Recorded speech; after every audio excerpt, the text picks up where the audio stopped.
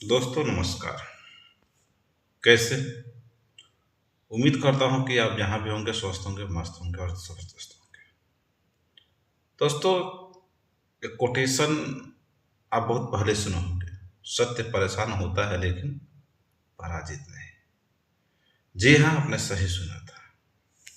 ऐसा ही एग्जाम्पल आज भारत के प्रदेश में हम आपको समझाने का प्रयास करते हैं। दिल्ली के पूर्व मुख्यमंत्री और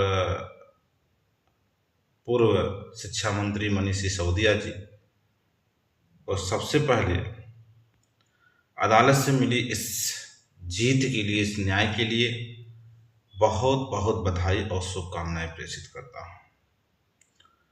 दोस्तों, पूरी कहानी को समझते हैं और फिर उस पर हम आपका राय भी लेना चाहेंगे। दरअसल 2021 में एक आबकारी नीति बना था, शराब नीति बना था, और उस शराब नीति में यह आरोप लगाया बीजेपी के द्वारा कि जो नीतियां हैं और जो लाइसेंस की दुकानें हैं, नीतियों को बनाने और लाइसेंस को देने में कुछ निजी कंपनियों को सरकार के द्वारा अर्थात आम आदमी पार्टी के द्वारा उनको वित्तीय रूप से मुनाफा प्रदान किया गया या वित्तीय रूप से फायदा पहुंचाया गया, ऐसा कहना था बीजेपी का। दूसरी बात, इसी को संज्ञान में लेकर के ईडी और सीबीआई ने भी रेड पर रेड लगातार इनके घरों पर, इनके दफ्तरों पर देती रही और साक्ष्य जुटाने का प्रयास किया। जब जांच हुआ तो जांच में यह भी निकला कि ईडी और सीबीआई ने पाया कि कुछ वित्तीय अनियमितताएं हुई हैं। फिर वह बात आगे बढ़ता है तो इसको लेकर के 2023 में मनीष सिसोदिया को ऊपर जो है आरोप तय होता है और जो है उन्हें वित्तीय अनियमितताओं में जो है उन्हें दोषी पाया गया और उन्हें जेल की सजा हुआ। और 2024 में अरविंद केजरीवाल को मनी लॉन्ड्रिंग, जो कि शराब नीति से ही रिलेटेड था, उसमें सजा हुआ। दोस्तों, ये तो एक छोटी सी कहानी थी। ये कहानी दरअसल बीजेपी केंद्र में बैठी है और उसके द्वारा रची हुई एक कहानी था। दरअसल उस समय दौर दिल्ली में जो है विधानसभा का चुनाव था और उस विधानसभा के चुनाव में कुर्सी को हथियाने के लिए जो केंद्र की सरकार है वो पूरी ताकत लगाती थी, क्योंकि लगातार अरविंद केजरीवाल ने भाजपा सरकार को धूल पर धूल चटा रहे थे। और इसको संज्ञान में लेकर के माननीय हमारे देश के प्रधानमंत्री जी पूरी धन बल, बाहुबल और प्रशासन बल की सहायता से अरविंद केजरीवाल को किसी तरह, उनका ये मानना था कि अगर अरविंद केजरीवाल और मनीष सिसोदिया को जेल में कर दिया जाए तो जो हमारा दिल्ली की सत्ता है, दिल्ली की मुख्यमंत्री का कुर्सी है, वो हमारे हाथ में आ जाएगा। फिर क्यों न करें। ईडी और सीबीआई, जो कि आपको पता है ये सरकार की तोता है, न जाने कितनी बार इसे हाई कोर्ट, सुप्रीम कोर्ट ने लथेड़ा है, लेकिन सरकार तो सरकार, मोदी जी तो मोदी जी, उनको शर्म बेशर्म का इसका क्या उनको फर्क पड़ता है।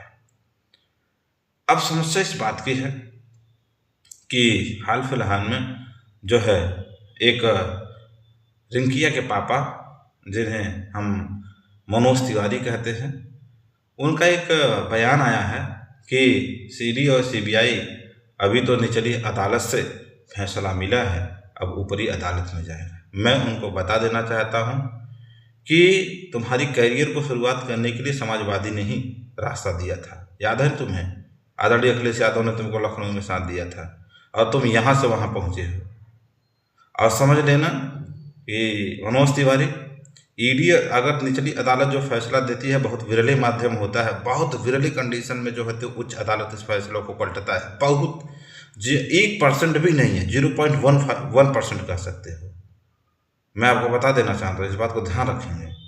और जो आज तुम्हारा दिल्ली में सत्ता है ना, जो रेखा गुप्ता जो मुख्यमंत्री बनी है ना, वो उसके कार्य और उसकी कार्यप्रणाली को जाके देखिए क्या चल रहा है दिल्ली में। दिल्ली में मैं रहा, दिल्ली में मैं 5 साल बिताया हूँ और अरविंद केजरीवाल का शासनकाल में रहा है।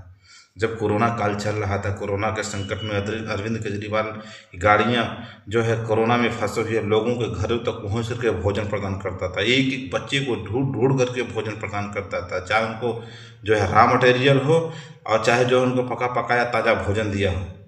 मुझे याद है कि मैंने खुद दिल्ली की उन गलियों में रह करके जो मोहल्ला क्लिनिक था उसमें जाँच और दवा लेता था मैंने। और मुझे ये भी पता है कि दिल्ली में जो सरकारी हॉस्पिटल है उस हॉस्पिटल में इलाज के लिए मैंने गया था और मुझे पता है कि कम दाम में किस तरीके से इलाज होता है। और दिल्ली में जिस तरीके के हॉस्पिटल का इंफ्रास्ट्रक्चर अरविंद केजरीवाल ने तैयार किया है और मनीष सिसोदिया ने शिक्षा के क्षेत्र में जो इंफ्रास्ट्रक्चर तैयार किया है, मैं कहता हूँ कि अगर उतना सजो कर रखना तो दिल्ली का विकास अपने आप होता रहेगा। मैंने वहाँ देखा है दिल्ली के उन बच्चों को जो दिल्ली के स्कूलों में पढ़ते थे और नीट और IIT जैसी परीक्षाओं को इतना तेज़ी के साथ क्रैक करते, इतनी ज़्यादा संख्या में क्रैक करते बिना कोचिंग और बिना किसी के। ये था दिल्ली। दिल्ली राजनीतिक और दरबारी हब नहीं था। जिस तरह से दिल्ली में अब जो है चाटुकारिता चल रही है, वो पहले दिल्ली नहीं था। दिल्ली विकास करता था। मैंने अरविंद केजरीवाल को बहुत करीब से देखा है, उनको योजनाओं को देखा है।